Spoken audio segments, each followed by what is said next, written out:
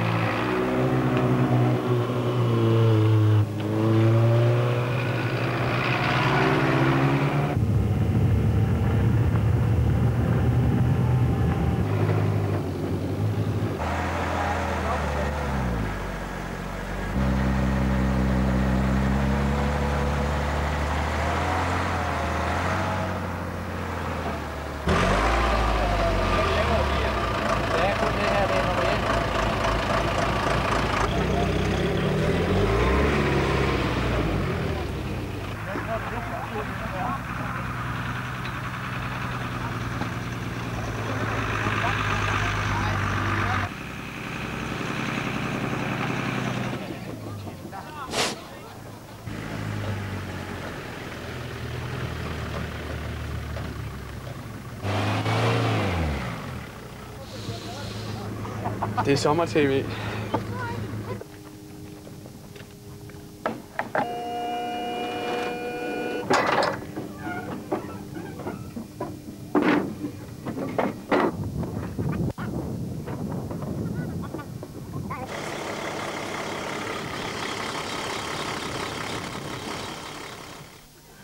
Og her er vi så.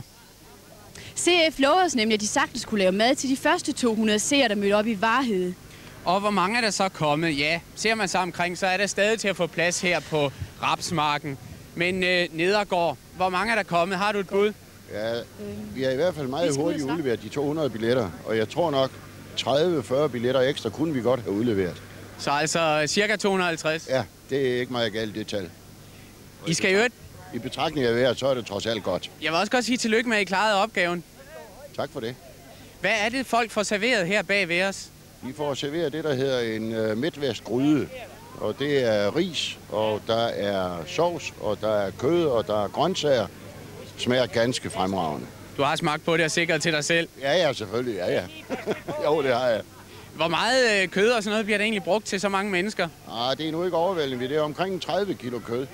Okay. 200. Vi skal over til Johan. Jeg skal lige høre dig. Hvor kommer du fra? Hosær. Hosær. Hvor langt er det herfra? 4 kilometer. Hvordan var maden? Det ved jeg. Du har ikke smagt? Nej. Du er en af de uheldige, der ikke har fået noget? Jeg har spist hjemmefra i den kul. Okay. Tak skal du have. Selv tak. Jeg skal lige høre, der er andre herovre, der har fået lov til at få noget mad. Har du? Det har vi ikke. Det har I ikke? Ventet forgæves? Vi spiste hjemmefra. Hvorfor det? For at være sikker på at få noget. Hvorfor kom I herud? Ja, nysgerrighed. Nysgerrighed? Vi kan se antennen hjemmefra. Så. Okay, så skulle I ud og se, hvad det var, der skete. Ja, vi skulle så. Ja. Hvad med jer? Er nogen, der har fået lov til at få noget at spise? Nej, det har du. Jeg skal høre, jeg har ikke fået noget nemlig. Hvor kommer du fra? Aulum. Aulum? Ja. Hvordan? Ja, pakfuld. Pakfuld? Hvordan er det sådan at komme herud og se, at der er så mange mennesker? Ja, det er da sjovt. Det er sjovt nok. Sjov oplevelse. Ja. Du synes, maden var værd at vente efter? Ja, det var den. Så må vi håbe, der er noget til os. Okay, tak skal du have. Det er jeres mark, vi er havnet på her. Hvad siger du til det? Jamen, det er da dejligt. Har du haft så mange mennesker før på besøg? Nej, det har jeg. Hvordan fandt I ud af, at vi sådan inviterede os selv indenfor? Det var dengang, jeg holdt den i går. Der var også noget med datteren, havde set det, ikke? Jo, hun har set det. Hvad var det? Hvornår så du det? Du så det på tv, ikke?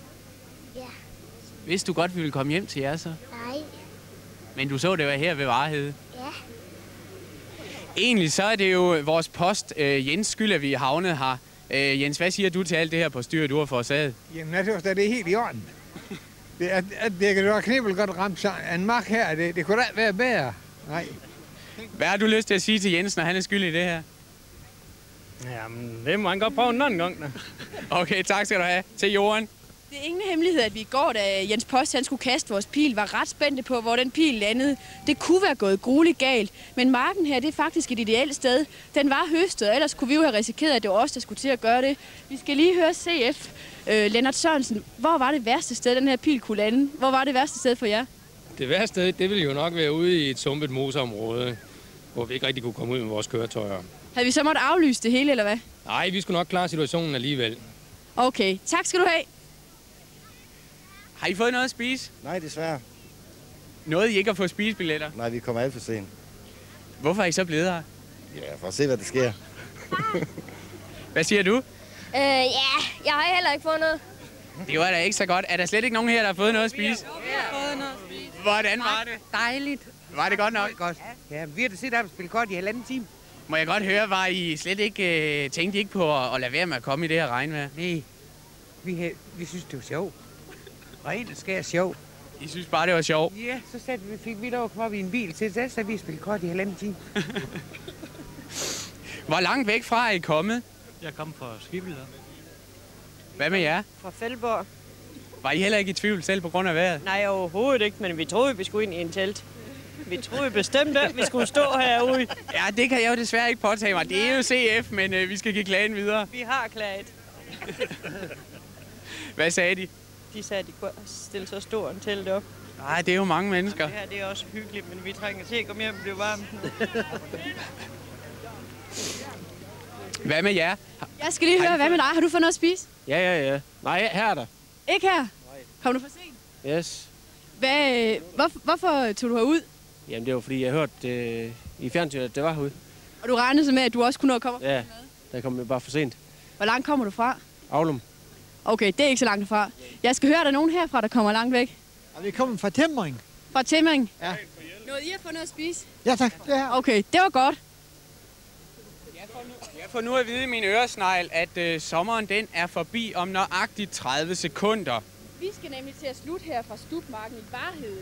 Og så er det slut med sommer-tv her fra TV MidtVest. I hvert fald for i år. Så indtil videre, farvel og tak for denne gang.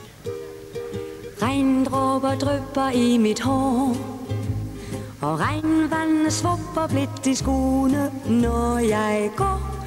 Nej, hvor er jeg våd, for regndråber drypper i